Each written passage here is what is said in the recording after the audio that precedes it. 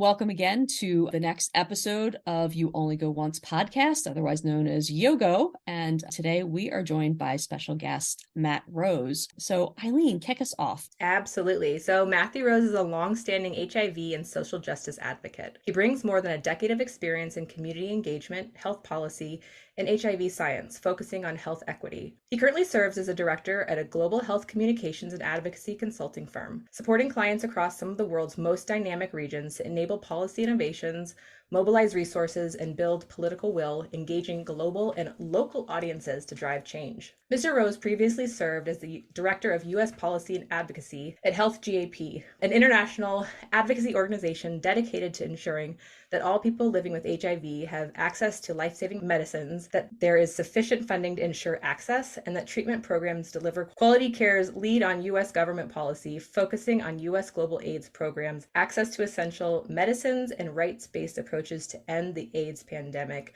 Welcome, Matthew. I'm going to add a little bit to that too. Cat out of the bag. This is Matt to me, and Matt and I were friends and we dated in high school. Is that okay to say? Yeah. Okay. Yeah. We go back. Yeah, we go back. And I remember when Eileen was driving a big red van. Oh, that thing carried so many people. It was amazing. Oh. Yeah, no, I always saw you as someone that was just gonna live this life and was already, even in high school, out loud on purpose from your heart. I loved that about you. And I always admired how authentic and willing to be everything that you are to everyone that you met. And it was something that always was so inspirational to me. And it's been wonderful kind of seeing peeks and glances at the work that you're doing and, how that's come to be. And now we finally get, an hour or so to catch up, but I'm just so grateful to have you here. Well, I'm happy to be here. I live a strange life in many ways, but I like to think of it as I am a bit of a possibility model. I never tell people I'm a role model. I'm like, don't do what I did. That way is crazy. That way will it'll put you on a bunch of drugs, and not for like drugs you find from like my friend knows a friend, but the drugs you get from a good script and a doctor for extra prescribing, which also could lead you to chaos. I worked on the opioid epidemic and still work in harm reduction. But yeah, I see what's possible. Chase your passions. And, this podcast I listen to has a line. It's always do what lights your heart on fire. And as much as you can do things that light your heart on fire, you're going to enjoy your life. So how do you know that for you? Like, what is it that you feel or listen to know that you're on that path of lighting your heart on fire? What speaks to you? Well, part of it is I'm a crazy person, and Right. like all crazy people, I wake up every day and want to change the world. But I realize I can't change the world for 8 billion people, but Right. I can put things in motion that help change the world for millions of people. And that in doing so, you can be something greater than you are, and you can find your moment in history. And knowing that I can say when the history books get written, I can say I was there and I did something. My one of my favorite kind of political heroes and mentors and thought leaders, Melissa Harris Perry, once said, "No one promised you that you'd be alive during the part of the revolution where we were winning. Sometimes you might get to see great gains, and sometimes you might get to see the election of Donald Trump." Now, she said this in fall 2016, so it was super like, "Oh, that stung." Yeah, Didn't see that one coming. But she said, all that was promised, that people worked really hard before you and people will work really hard after you. And during your time with the baton, you have to continue to work on and grab that baton and pass it forward. And so I try to live my life in a way that allows me to grab that baton and pass it forward. And in doing so, make a world that you kind of want to see. I love strong Black women, so I quote them a lot. It just goes with the game. And I think that those women have really helped me kind of think of my life. I love I think of the Angela Davis line a lot. I'm no longer accepting the things I cannot change. I'm changing the things I cannot accept. Yes. And that drives me. Yeah. And as I got older, I learned to be better about that drive. I will tell you, it's really easy to have that mindset and then just burn yourself down, trying to do everything to all people all the time. But you strike a balance, and you know that I say the high water mark is that is everything 70% good. It's a lie to think 100% of the time it's going to be amazing. Unless you're like really over medicated, and then maybe it is really amazing all the time. Yeah. But almost no one is 100% of the time amazing. But it's 70% of the time you can make it good, and you can make life not have to suck for other people. Do that. And I try to do that. I try to take big issues off people's tables so they can go live the life that they wanted. The long-winded answer to that question. Yeah, no, I love it. So in that, right, this is the life you wanted. This is the life that you want to be in, and it makes you on fire every day, right? Pretty much, yeah. Fire in the good way, because I do work in sexual health. So fire in the bad way means you need to go say doctor. Understood. Yes. Okay. Warning. Yeah. Yeah. That was amazing. What started the spark for you? How did you get into what you're doing now? So the HIV journey is probably the biggest kind of theory of the case of my life and career. It always sounds weird to say this, but one of the things I love about HIV is that to truly end the pandemic, we have to change who we are, how we care for people, and some of the ways that we live. And so HIV is always my grinding focus, my locus of motivation. And I got into HIV in college. I was on the speech and debate team, as Eileen knows from back in the day. I was one of those too. Absolutely. Kept doing it in college. And I was researching for a piece on conspiracy theories and ran into conspiracy theories that Black people had around HIV. And then I was like, well, we're like 10 years in. Well, actually, we're like 20 years in by then. But how do we still have these? What do these numbers really look like? And then I kept seeing me in the data. I kept seeing Black gay men. You know, the CDC still has the lifetime risk of a Black gay man contracting HIV as 1 in 2. 5 years earlier, Dr. Ron Stahl out of Pittsburgh was saying, if you take a cohort of young Black gay men making their sexual debut at 16, by the time they hit 40, 60% of them will be HIV positive. Wow. And I wanted to save my life. I wanted to save the lives of people who looked like me, the people I knew. And I knew, because I was a political science nerd, that policies and choices get made that make these things happen. And so what policies and choices had to get made? And I knew that I was a loudmouth, and I knew that I could argue. Yes, true. Being on the debate team. And so I was like, well, what if I throw my hat into this field? So I started doing more. I started volunteering with the local AIDS service organization in Eugene, Oregon. And then I went to Creating Change, which was the biggest LGBT conference in the country put on by the National Gay and Lesbian Task Force. And there I met 3 men and 1 woman who changed my life forever. So I was like, I want to work on HIV, yay! And I went to a session where they were older Black gay men, and they were, it's funny to call them older now. Now that I've known them for a decade, I was like, actually, you're like the same age I was now when I met you, but okay, cool. I'm not talking about this. But they gave this presentation on HIV and Black gay men, and at the end of the presentation, they said, and we are waiting for the next generation to step up and step into this work. Wow. And I said, I'm willing to step up and step into this work. And they connected me to the field in a lot of ways, and they helped channel my passion. They got me into a fellowship.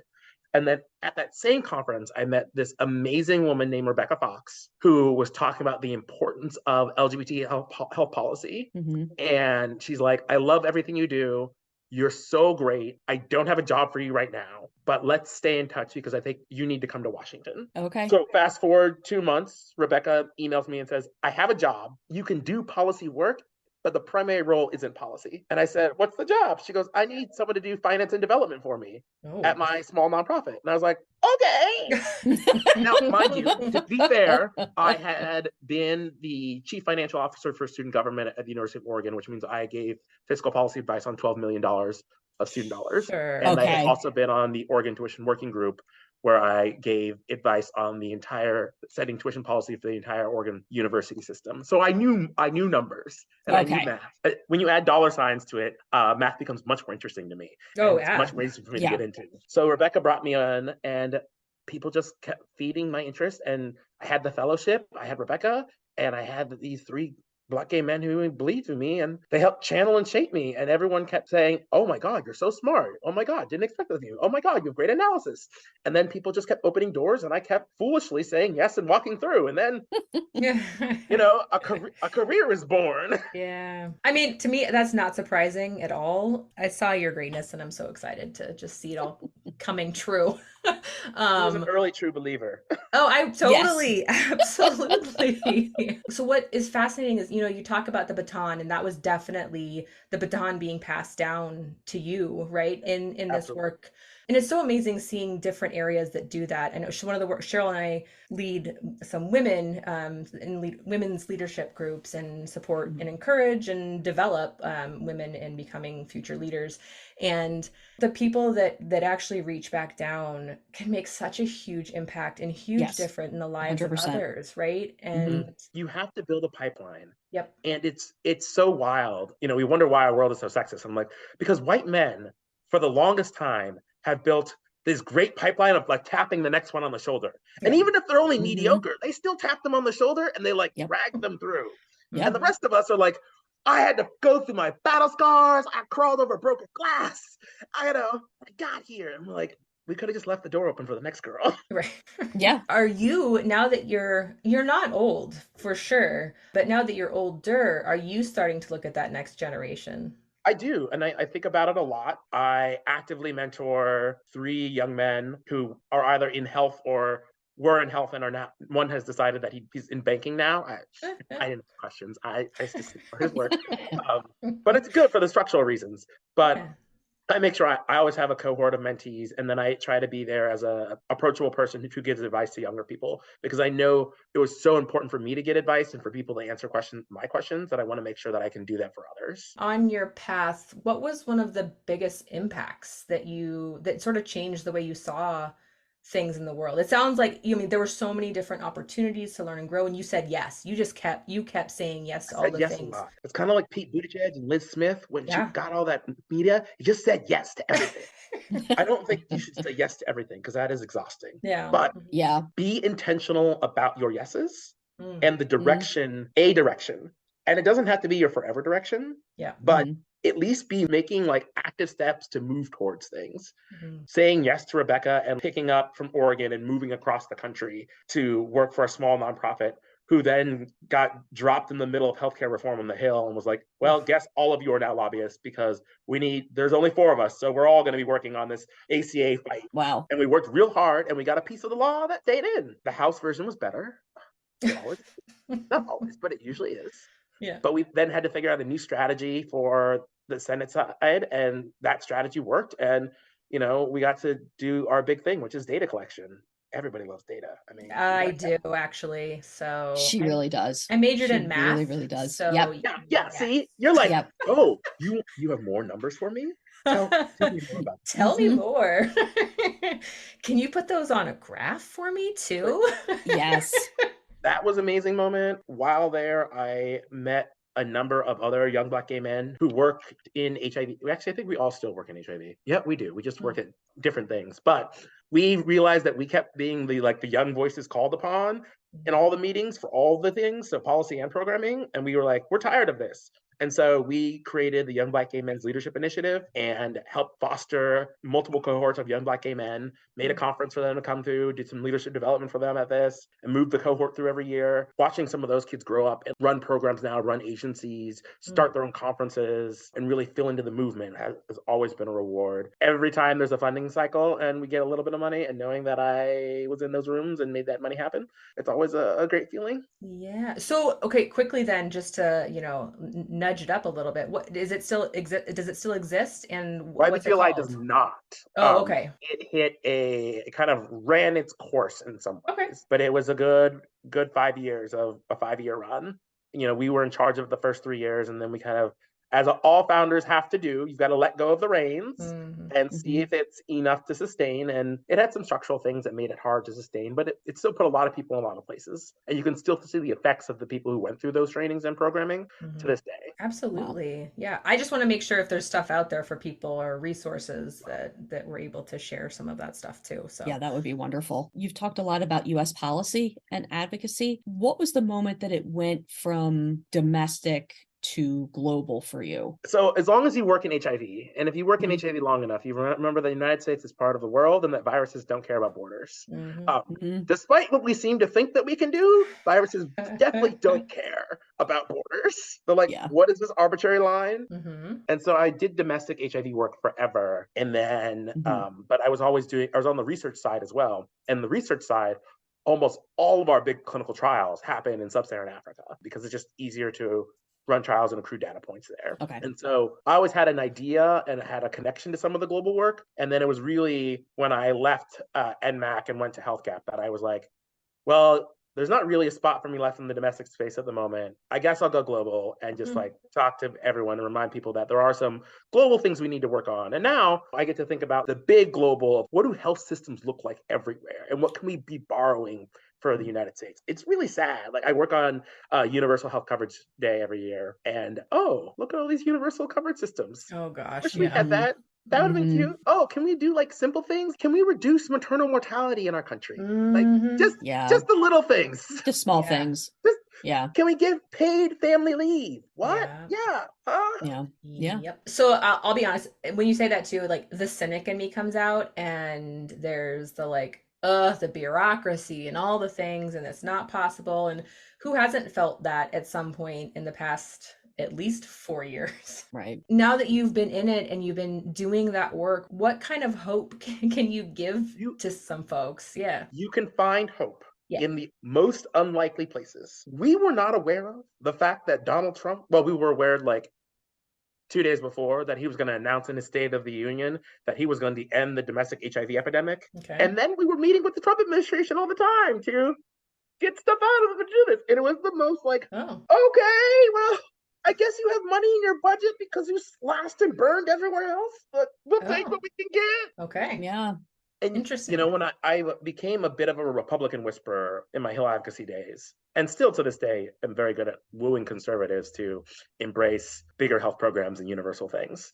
You find hope and you find some common ground. There is a lot more that divides us than we give credit for, or there's more that divides us than we actually think there is. If you really think about it, we want the same things, but we talk about them differently. And it's making those breakthroughs. And in seeing that breakthrough in people and seeing that shared sense of humanity, that gives you hope that we can and will do better. Yeah. I'm not going to lie, though. Some things really hurt. COVID didn't have to be that way. Yeah. It didn't have to still be this way as it is globally right now. We had a whole bunch of excess deaths because we had a government that was like, nah, we're not doing this. And that breaks your heart over and over again. Yeah. But the fact that we found a vaccine faster than we've ever gotten a vaccine, the fact that that vaccine was mostly free is still free for Americans for a little bit while longer. A little bit more. Yep. So you learn to take some of those victories, pick up them, and then you keep the baton moving. But it doesn't mean it's hard, and there's not times when you just want to be like, what did I just do? Was this worth it? And it's really good to know like your red lines are. There's lines I would never cross. There are people, I think knowing your core value and who you want to be and living your authentic truth means that you've got to keep that truth central to all the work that you do. But like I walk into Republican senators' offices and I'm like, I had to push back a press release once. I was doing an op-ed with an office, and they wanted to release a press release right after the Dobbs decision. And I was like, this op-ed's going to have to wait because I know what you say that press release is probably going to make me unhappy. Okay. And I just would rather not be associated with that. So we will wait. Timing is big. I'll ask because you said at the beginning of our conversation that saying yes all the time is exhausting. What's a no that felt really good? Strangely enough, I don't know if like people were circling or something, or if there's some like secret detection software that goes off. But when I said yes to my current job, multiple people came up to me with offers for other jobs. And a couple of them were executive director jobs. And I love saying no to being executive director. It feels so good. People are like, but don't you want to be in charge? And I'm like, no, absolutely not. That's crazy. You're on call all of the time. You don't have to do everything, but everything is your problem. Right. I've said no to no to children. Like I don't entertain the idea. Like I guess if someone had children, like maybe I would see someone. But basically, no. I'll say yes to your fur puppy. Fine. There you go. Yeah, whatever. But children, no. And I say no to children in a world where I have, between my friends and family, I have 20 nieces and nephews. Okay. Yeah. I said no to my family sometimes, as hard as it is. I live on the other side of the country. And, they still get together in Seattle for the holidays sometimes. Less now that my mom's in London. But I say no some holidays to coming home. Because I'm like, I am too tired and I am too burnt out. I say no to people who are like, let's go to this music festival and party till dawn. I'm like, no, I'd rather be drunk. I'd rather day drink and be passed out by 6 than go out at 11. Sorry, not sorry. Then I can wake up in the morning too. Right? Yes, totally. How do you know that no? I can feel you feeling your no, and I don't even know if that makes sense. It's great. My friend Lisa Diane put it in my head, and I met Lisa Diane when I was 2 years out of college. Yeah. That's a lie. Not even 2 years. I met Lisa Diane. We were in the same fellowship program. So I've known Lisa Diane for a long time. Great Southern Black lady. And she also used to say, no is a complete and full sentence. Yes, I love that. Now, I didn't understand. It took me like 5-6 years to really understand that. But sometimes it is nice to just, no, I'm not doing that. Yeah. Even if I could, I don't want to. Yeah. And now I try to be, depending on what you ask me to do, it's a no, but here's someone else you can call. Sure. That's nice. Like, spread some of the love. Yeah. But you have to, I fly a lot and the airlines are correct. You do have to put us on your own mask first. Yeah. Because if you burn yourself to the ground, you can't help anyone. And Right. you're trying to think about what is your lifetime in the movement? Like not, because the movement will, a friend of mine, Charles Stevens once wrote this piece called What Do You Do When the Movement Will Not Save Your Life? And the movement will chew you up and spit you out. Yeah. And then look for the next thing to eat. And you're like, I don't want to be that. So how do I get there? I learned to say no to things. I learned that I don't have to be all things to all people all the time. And that as long as I'm not practicing like stupid self-care where like I say no to everything all the time, Right. but like every now and then that's not going to do that. Or proactively like, yes, I do want to do that. And I'm going to make time for that. Yeah. Do you do a look forward or anything, like a proactive look forward in the year for your yeses? Yes, I Love try it. to. Okay. I try to. This year, I'm saying yes to buying a condo. Ooh. All right. Because I've been renting for too long. The rent is too totally. damn high. Yeah. And Especially in DC, I would imagine. you might as well have the asset that you can flip later if need be. But for sure. I told for a couple of years, I told my friends I'd come back to Pensacola. I have not. I said yes to Pensacola, so I booked that trip. Yay. Okay, good. We'll see this year if I go to South Africa. Normally I go, I was telling Cheryl earlier, I go pretty much every year until the pandemic came along. Yeah. I say yes to trips. I say yes to solo traveling. I try to plan my solo traveling at the beginning of the year. So I'm like, I'm going to Europe, and here's what I'm going to do when I'm in Europe.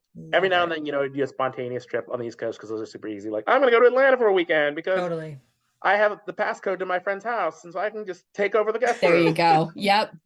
Just show up, and he'll be like, "Oh, well, you were coming?" I'm like, "Yes, I was. Did I tell you?" So you have to find some big things you can say. I said during the beginning of the pandemic when we were all locked inside. Yeah. I said yes to signed up for a data visualization and data analytics boot camp. Oh, fun. So, Tableau, Power BI. What were you using? R? So, oh my God. So Python. We started with Excel, but then we quickly got rid of it. So Python, Pandas, Tableau, machine learning. Yes. Oh, machine learning. Yep. SQL, MongoDB. Yes, I love it. Keep going. Wow. No, I'm just kidding. We did like 7 languages. We did like 7 or 8 languages in the course of the thing. So awesome. I was like, I'm going to learn to code. Why? I can't go anywhere. So sure, why not? That's great. Ugh, sorry, I just geeked out with you on that one. I say yes to tattoos a lot these days. Me too. What do you have? Or do you not want to tell us? I have 11. So there's a lot of them. Yeah. I actually just had a session yesterday. I'm working on finishing my sleeve. I have one more session to go. Oh, neat. Yeah. Ooh. So I have a full traditional Japanese sleeve on my right arm, and then I've got a bunch of little pieces all over, and I've got a big old tree in the middle of my back. Cool. Oh. But I have I have lots of ink. You have lots of ink. For a little while, it was like a tattoo a year situation. That's all right. I've got a few also. I like them. It feels, I've had this conversation with my therapist, and there's something about getting those and having, some of the piercings and stuff I do. I'm like, this felt like it was supposed to be here all along. And it just feels like this addition. It just makes me feel more like me. There's this expression that gets to come out with piercings or with tattoos and body modifications that just, you feel like yourself. I tell people like, well, did you get random? I'm like, no, every tattoo I've had has been purposeful. Now, some have had longer times of thinking about their purpose. Some have had lesser times of thinking about their purpose. Sure. But everyone means something deeply to me, and it's why I got it. Yeah. And even ones that like confuse people. Like I have a Bible quote, and people are like, I didn't know you're religious. And I'm like, I'm not. Yeah. But I do like what that quote says and stands for. Great. That's great. That's what That's matters. Daniel 5:27, thou art weighed in the balance and found wanting. People are like, Very nice. But then like you have Eastern philosophy too, because like on my left arm I have a weeping Buddha. Like, wait, how do you have the Bible on one arm and a weeping Buddha on the other? I'm like, got some Sanskrit. It spoke to you. Guessing.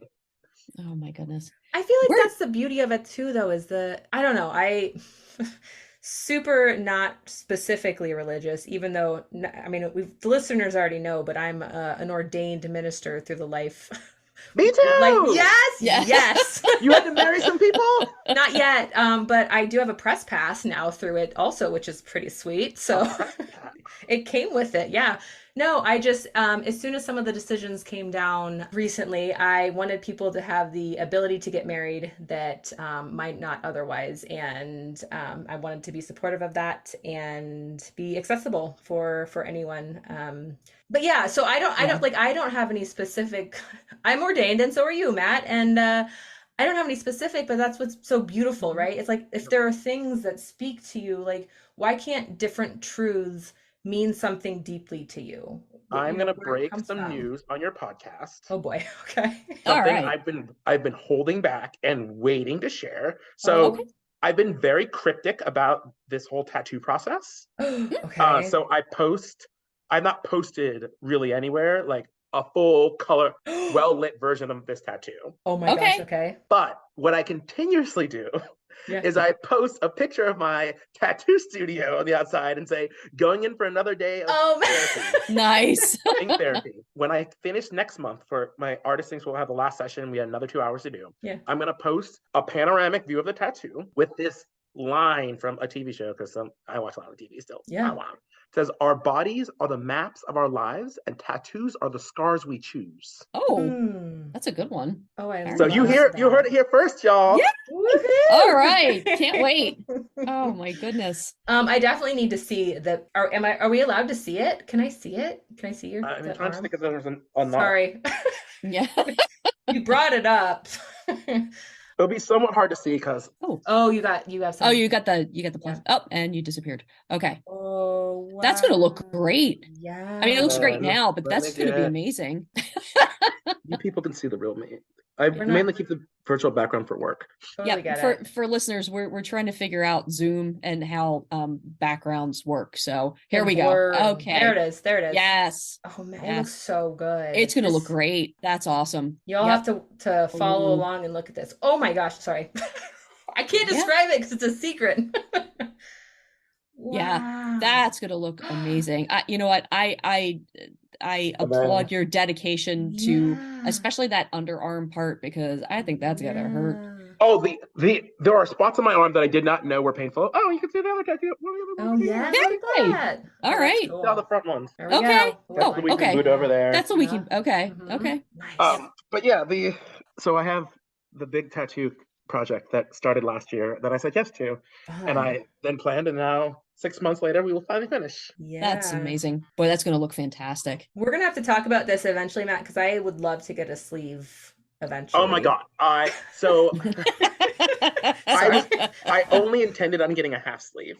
Oh, okay. And I went into my artist, and let me see if I can show this. I don't think that's possible. I think once you go, that's it. You're committing to the other bit, right? There we go. Okay, yeah. Yep. The Japanese kanji there is for kaizen. Oh, sure. Okay. The theory of continuously slow growth. Yep. But that business should always be doing that, and I think that kind of my personal life is that I will always continually be growing. Yeah. Mm-hmm. But when he did that, when he knocked that sucker out in like an hour or less, and I was like, I'm thinking about getting a Japanese half sleeve, and he goes, well, Matt, I could now mind you, he's of my 11 tattoos, he's done 6 of them. Okay. So he's like, we could do a half sleeve, but then you're just going to come back to me to get the full done. Yep. And it's easier just to design the full sleeve Right. and go from there. And I was like, okay. Okay, you got me. I'll come back in several months when I have my points ready, and we'll get this done. Oh my gosh, So I amazing. came back in several months, and we've been every month we do more work. Oh, so cool. We're actually having my my tattoo artist on. She's from Venezuela, and I'm just super excited for everyone to meet her. But yeah, but yeah, I just it's so that is amazing. That looks amazing and makes me really excited. And then I have a deep reverence for Japanese culture, hence the multiple Japanese tattoos. And I will be going to. I also said yes to this. On my 40th, I plan on going to Japan for 2 weeks. Good for you. Although I might have to make that a week and a half. You will. Because I might need to go to Thailand for a minute. Oh, okay. Okay. One of my good advocate friends lives in Chiang Mai, and he was actually out here in June, and so him and his wife came, and I threw a party, and he always smuggles mangoes from his mango tree into the country for me, and so sometimes I get those mangoes, and sometimes customs says absolutely not, sir. Oh, dang it! So I gotta kind of have to go see him. Yeah, for sure. Because I'm already over there. Well, and I have a job with unlimited PTO, so you can just make things happen. Well, you get the work done, right? Like that. Anyway, Yeah. Yes, absolutely. All we actually care about: get your things done. Yeah. Yep. That's fantastic. Jelly. Where's your favorite place to travel solo? Cape Town. Cape Town? Okay. Cape Town, South Africa. I go there a lot. I love it down there. Whether I'm staying with friends, having a hotel, whether I'm doing an adventure time, sometimes we're like, I want to be super adventurous. So let's go safari and let's go kite surfing. I once foolishly got in a cage with sharks. Oh, nope. Nope. And all my African friends were like, what are you doing? That's such a tourist thing to do. What did you think? Oh my God. Sharks are beautiful underwater. They're so graceful, so powerful. It's brilliant. And we were hanging out near Seal Island where they just chow down. So. Oh gosh. No boy. Okay. Oh. Yeah. Wow. Yeah. That time though, it was mainly 7-gill sharks, so they're only 7 meters instead of 15 meters like the great whites, because the whites had been pushed out by a pack of orcas that had moved in. Oh. And the 7 gills, they don't charge the island like the great whites do. They just wait for the old ones to kind of fall off and die in the water, and then they eat them more of like a carrion eater. Nice. Okay. Yeah. All right. Okay. And they're smaller. They're like 3 times my size, but they're smaller. Right. Oh, wow. That would have been a crazy experience. That is one of my biggest fears is open water and sharks for sure. So I applaud you. You're stepped okay. What's the worst that could happen? Nope. Don't believe all those movies. I've seen them. I don't care. I'm not going. I'm I totally believe all those old movies because that terrified me. That was awful. Paragliding was also really fun. Did you love it? Where'd you go? So beautiful. And you're just like, oh, yeah. Where did you do it? In Cape Town? Over Cape Town. Okay. Off of Signal Hill. And for those who were like, oh my God, all this adventure is scary, Cape Town also has Stellenbosch right next to it, which is wine country in South Africa. Oh, yeah. Okay. Pinotage, which is the only place you can really grow Pinotage. And you can just hop on and off transport from the wine estates, and they all have farm to service tables. And unlike Americans who get oh, here's a little bit of a pour, South Africans are like, here's a half glass, enjoy, go for tasting. And it's $5 because your money goes real far when $1 is 15 of theirs. Right. Oh, wow. Yep. Only problem or challenges from the East Coast, it is a 20-hour flight. Oh, yeah. Wow. That's a long time to sit. Definitely. But if you're lucky, you can hit like me, and every now and then I get what I call ghetto first class, which means you have the back row of the plane to yourself. Oh yes, heck yeah. Absolutely. Stretch out. You're like, oh yeah. And because the flight attendants feel bad because you didn't get your choice in entree, they are happy to bring you more wine. Okay. Oh my gosh. Note taken. Yeah. Travel tips and tricks. Yeah, I think I did that to Europe. I think when we went to Italy, you were in the back. And it was also nice because I'm I can just stand up back here too. Whatever you need. Yeah. There's more space to move around. You're not really in an aisle. And the best part, one of the great parts about South Africa is you don't need a visa unless you're going to be there for over a month. Oh, okay. Oh, wow. They're whatever, you're American, come on in. Interesting. Spend your money. Yeah. How about that? I'm very pro countries that do not require visas. Yeah, totally. Okay. That makes sense. A lot less paperwork. One of the things I also wanted to just bring up, and Cheryl, I always do this to you, and you know that. I'm sorry. Matt is also a poet, and Oh, Cheryl okay. has just finished writing her first book of poetry. Congratulations. Thank Yeah, you. I just want to Thank see if you. you have thoughts or recommendations of words of insight or anything like that to The share. hardest part is figuring out what the hell goes in the book. Yeah, yeah. And then it's just figuring out ways to share it with people. I find places you can do readings and then be like, Okay. oh, by the way, I have a book. Okay, Yeah. thank you. I like what I did. Okay. If you want, depending on like my poetry is like some of it is very angsty, dark with some like flourish of emotion to make it more. People are like, oh my god, you're so depressed in your poetry. I'm like, well, I'm a Black gay man living in America, you know. But you'd be surprised about depending on what your stuff says and what Hmm. directions you've gone.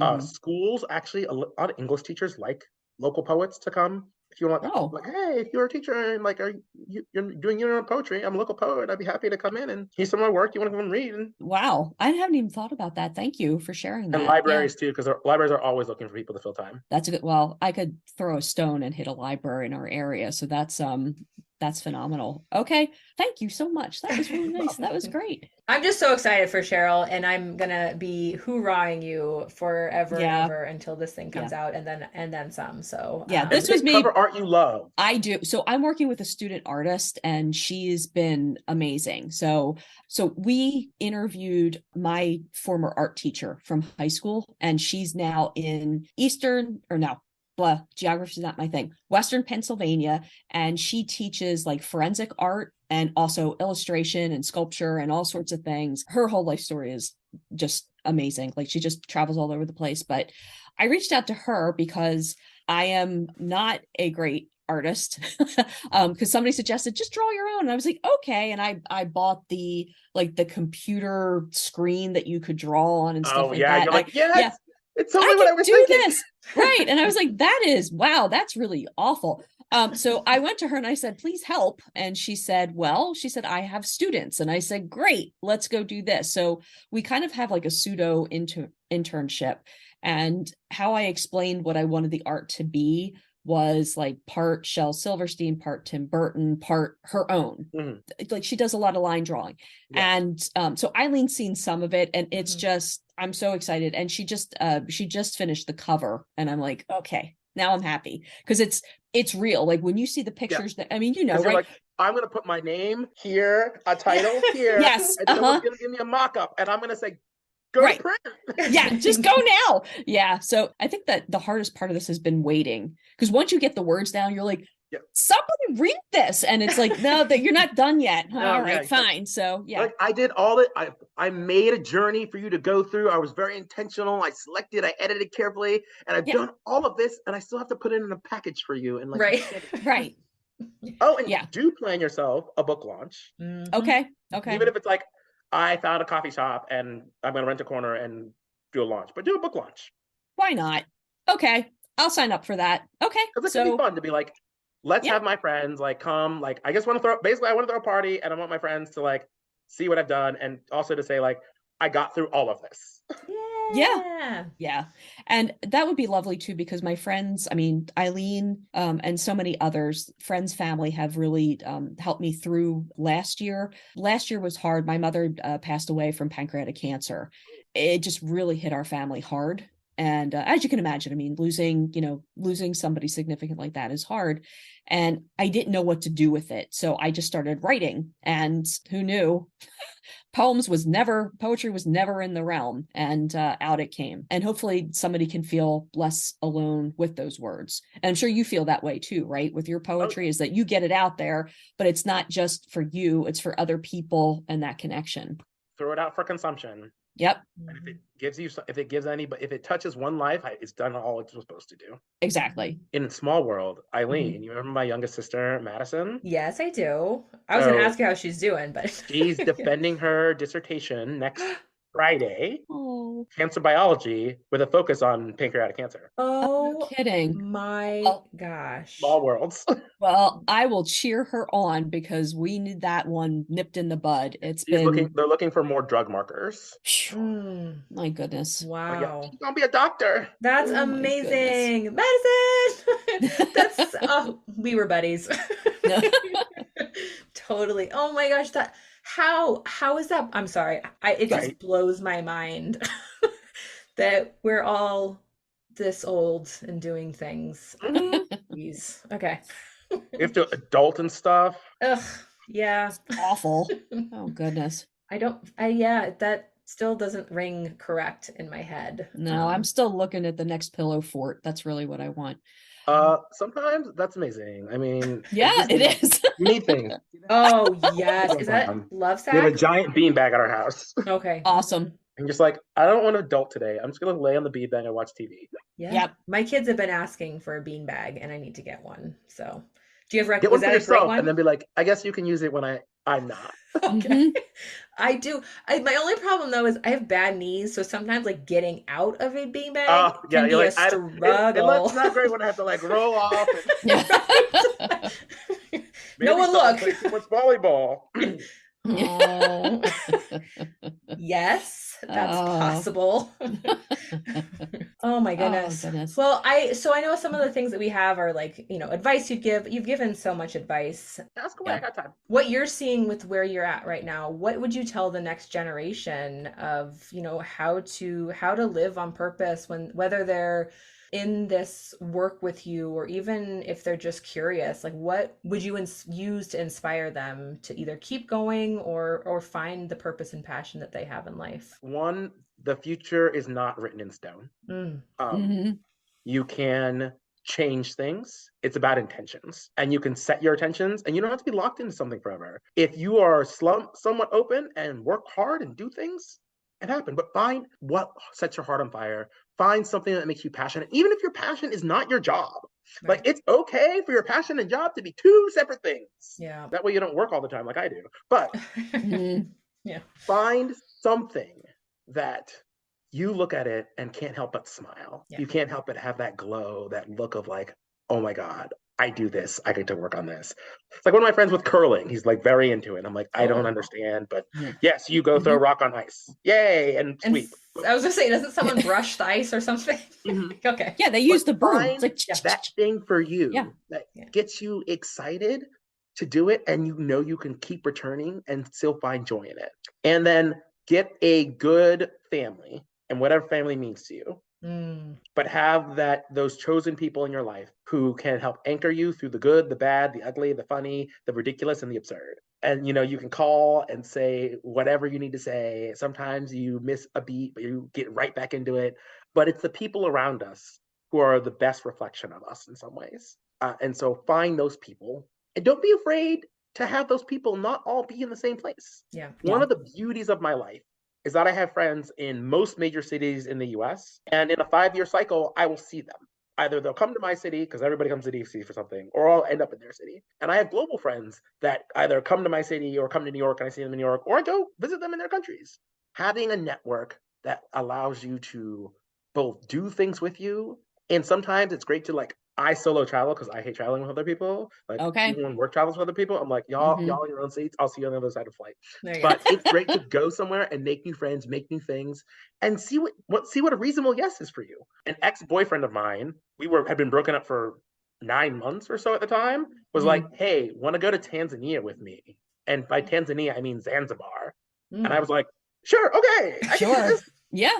And I made it happen, and I went. Be ready for life surprises, because life will surprise you. And some of them are pleasant, but you got to be open to them. You got to be open to going after what you want and being able to also reflect. Did you get it? Did you not get it? Does it need to change? And you're allowed to change and grow, but you just want to be somewhat purposeful about doing it. And sometimes the purposeful is like, I'm just going to get up and dance, and where the steps take me is where the steps take me.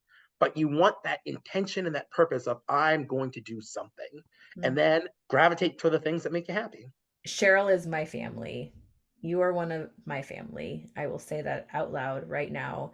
We are on different coasts and we do this that brings us joy. Like getting the chance to talk with you tonight and spending this time together is totally one of those things that it's not the day job, right? But it does, it brings us joy, and it's been so much fun. I just want to say Eileen is sometimes the best part of my day, because there are times where I'm like, and she'll call, and then we'll get into goofy conversations, or we'll sing goofy songs, or we'll hum ridiculous things, or we'll reflect on something, and it's just a little bit of joy in the world. So thank you, Eileen. I was gonna say, I thank you all for the invitation to do this, and I'm happy that you do this.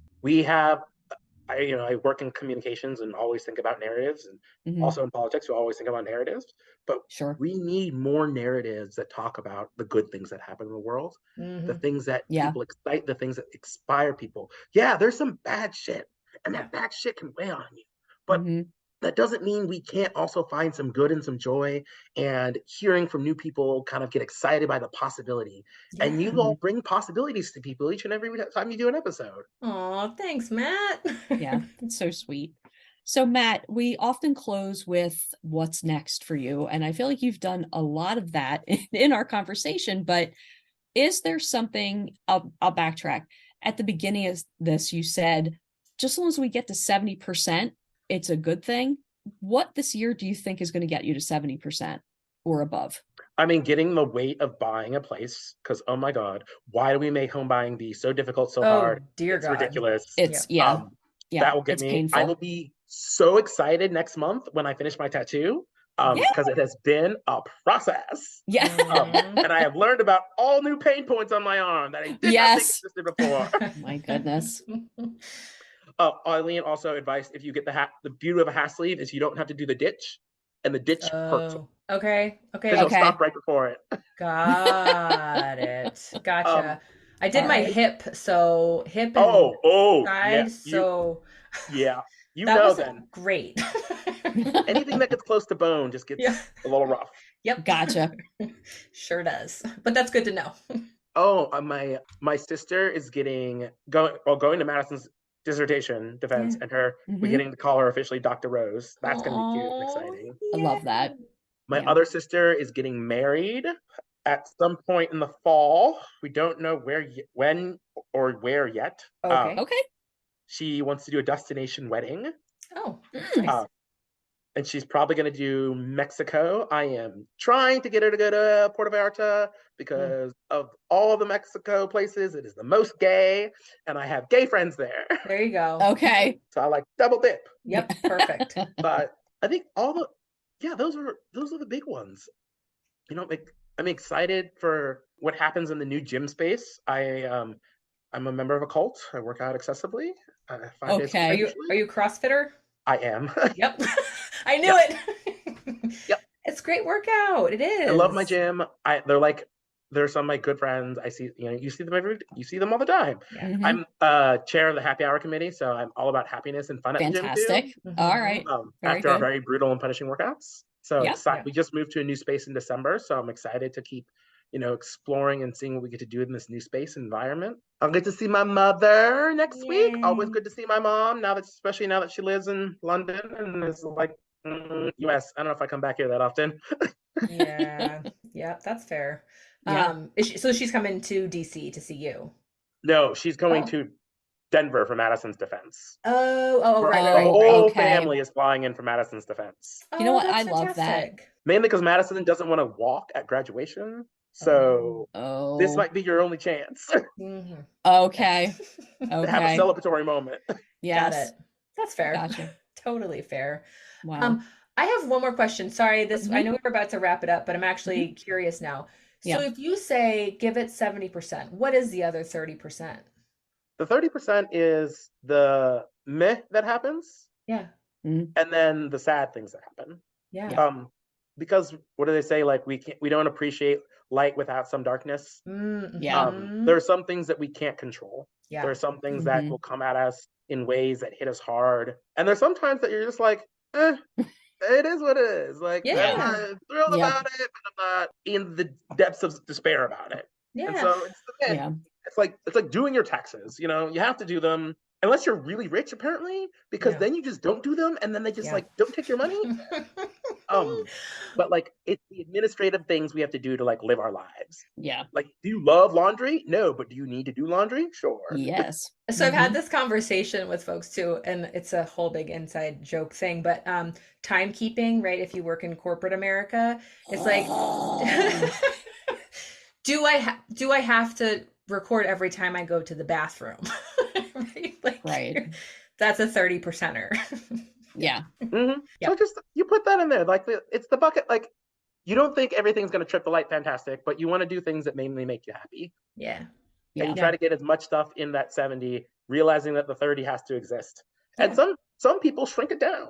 And it ebbs and flows too. And Matt, I feel like you're one of the ones that shrinks it down, because it sounds to me like you have lived and live and continue to live a wonderful, fulfilled life, and I applaud you for it, because not many people can. I do the what's the line? It's not about the years in your life, it's about the life in your years. Yeah. And try to make sure that every year I'm putting life in my years. Yeah, I told Cheryl, I have this quote up here, and it's what is it? To live is the rarest thing in the world. Most people exist. That is all. And right, it's that living. Absolutely. Really, truly on purpose, rather than just existing through it. And I told Cheryl, Matt does for sure. Yeah.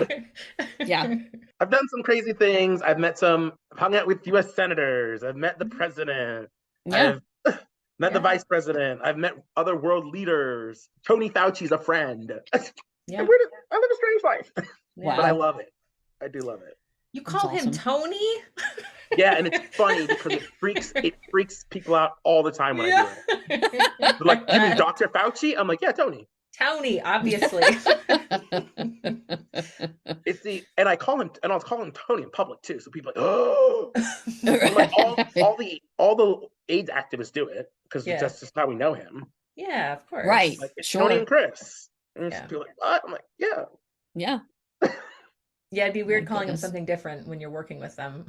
Right. Right. Like when you yelled at the man from the conference floor and he's like, come to talk to you afterwards about your complaint, you get to you have a relationship. Absolutely.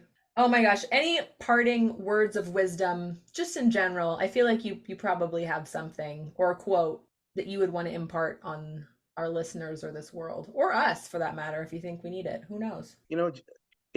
We are human beings, and it is about people. It's about people at all levels.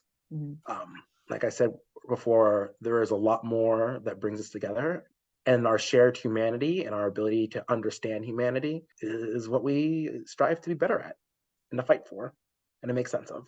Absolutely. Well, Matt, I am so grateful for you, and in all these years, I'm just, it's so much fun to come back together and have a chance to talk like this. And I just, this is what's been so exciting about these episodes is actually having the opportunity to talk to people about their lives, because everyone is so amazing and truly inspirational when you get to know the inner part of them, right? And it's so inspiring to hear the work that you're doing, the impact that you're making, the changes and proof in that there is the ability to have hope in the systems that we have and through the times that we live. So I'm so grateful for you. I'm so amazed by you. And I just want to thank you so much for coming on this podcast and being our guest. And from Cheryl and myself, I want to thank our listeners for being here, jumping in on another episode of You Only Go Once. So we'll close it out here and say thank you and good night.